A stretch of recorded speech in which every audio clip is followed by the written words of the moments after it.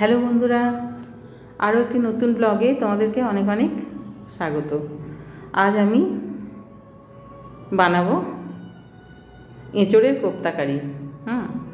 তো তার জন্য আমি ওই 500 গ্রাম মতো এঁচোড় নিয়েছিলাম, কিন্তু এঁচোড়ের মধ্যে একটু বীজ হয়ে গেছে, তো সব বীজ কয়েকটা বাদ দিয়ে দিয়েছি বলে বেশ মোটা মোটাগুলো, সেই জন্য আর খুব বেশি হয়নি আমার এঁচোড়।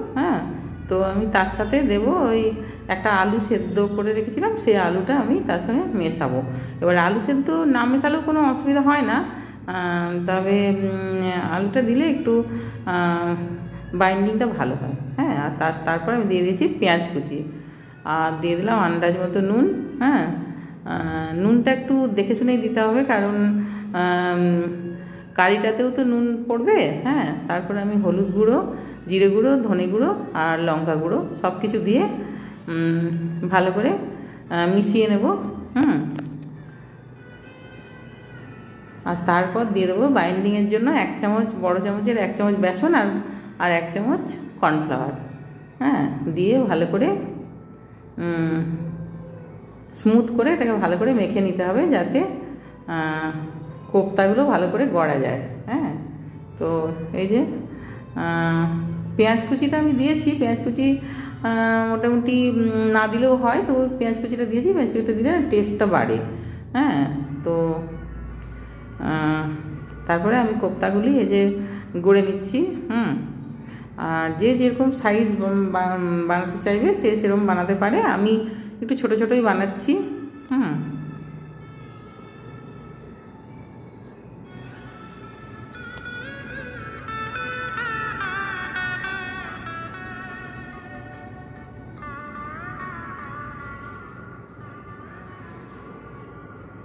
আর এই যে হয়ে গেছে, সবগুলি বানানো হয়ে গেছে। এবারে তেল গরম করে আঁচটা আমি একদম লোতে দিয়েছি। তারপরে এগুলো ছেড়ে দিচ্ছি কোপ্তাগুলো। তো একটু প্রথমে একটু আঁচটা কম দিয়ে রাখতে হবে, তারপরে মিডিয়ামে দিলেই হবে। মিডিয়াম টু লোতে দিলেই হবে, কারণ একেবারে লোতে দিলে না মানে কোপ্তাগুলো ভেঙে যেতে পারে। আর আমি প্রথমে লোতে দিয়ে তারপর আমি ছেড়েছি। আর আমি অবশ্য একসাথে অনেকগুলো ছেড়ে দিয়েছি, তো এতগুলো না ছেড়ে মোটামুটি হাফ হাফ করে ভাজলে ভালো হয় আর কি। তো কোপ্তাগুলো এই সময় একটু নরম থাকে তো। আর খুন্তি দিয়ে নাড়তে গিয়ে আমি দেখছি দু একটা একটু মানে ভেঙে যাচ্ছে, তো সেই জন্য খুন্তি দিয়ে না নেড়ে মোটামুটি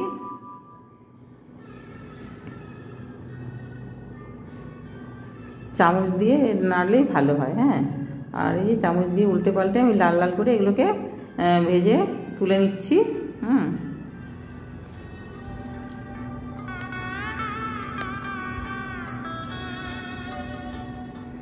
তারপরে আমি তেলটা কমিয়ে দিয়ে, এতটা তেল লাগবে না, তো আমি তেলটা কমিয়ে দিয়ে তার মধ্যে আমি জিরে আর তেজপাতা ফোড়ন দিয়ে দিলাম। জিরে আর তেজপাতা ফোড়ন দিয়ে তারপরে ফোড়নটাকে একটু লাল লাল করে ভেজে নিতে হবে।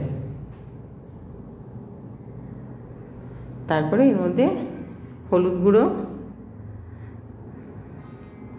আর আদা রসুনের পেস্ট দিয়ে দেবো আমি। আদা রসুনের পেস্ট দিয়ে তারপরে একটু ভালো করে এটা একটু ভাজা ভাজা হয়ে গেলে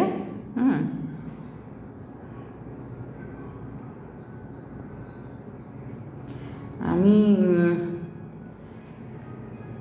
লঙ্কা গুঁড়োটা দিয়ে দিলাম। তো তারপরে আমি একটা মশলা বানিয়ে রেখেছি। আমি ওই একটা বড় পেঁয়াজ, একটা বড় টমেটো আর 4-5টা ওই কাজু আর 1 চামচ মগজদানা দিয়ে আমি এটা বানিয়ে রেখেছিলাম। এই মশলাটা এইটা দিয়ে আর ওই মশলার বাটি ধোয়া জলটা দিয়ে একটু কষিয়ে নিচ্ছি।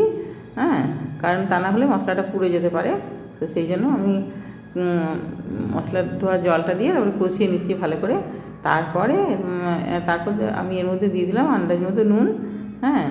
আর চিনিটা আমি কষানোর সময় দিয়ে দিচ্ছি। চিনিটা না দিলে তো টেস্টের ব্যালেন্সটা হবে না। আর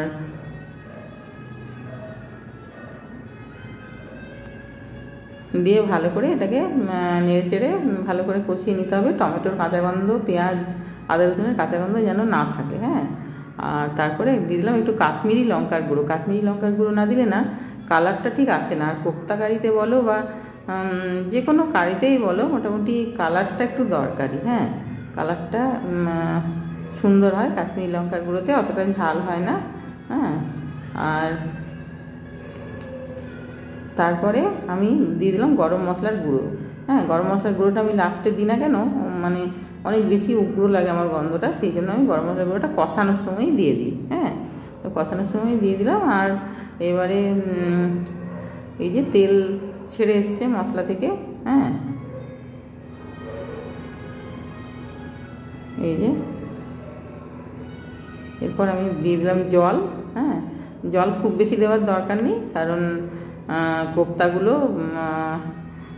অত বেশি কোপ্তাগুলোর জন্য অত বেশি জল লাগবে না। আর এই যে জলটা, ঝোলটা এবার ফুটে উঠেছে, এবারে কোপ্তাগুলো সব ছেড়ে দিচ্ছি। আর খুব বেশিক্ষণ ফোটানোর দরকার নেই কোপ্তাগুলো দিয়ে। হ্যাঁ, কারণ কোপ্তাগুলো এমনিতেই তো মানে ঝোলটা টেনেই নেবে, খুব বেশিক্ষণ রান্না আর করতে হবে না। একটুক্ষণ রান্না করে নিলেই হয়ে যাবে। হ্যাঁ,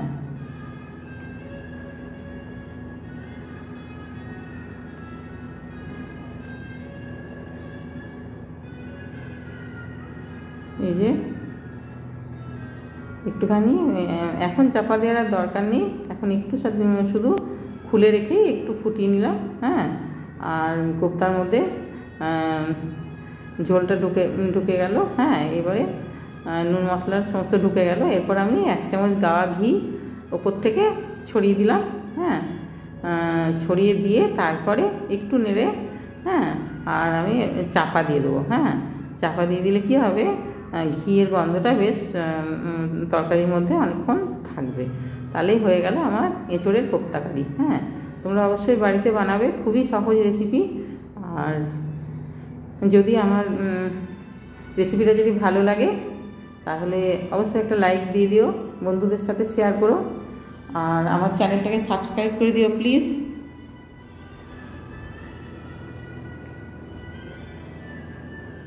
আর এখন তো এঁচোড় এখন তো বাজারে খুবই সহজে পাওয়া যায়। হ্যাঁ, তো যাই হোক, সবাই খুব ভালো থাকবে।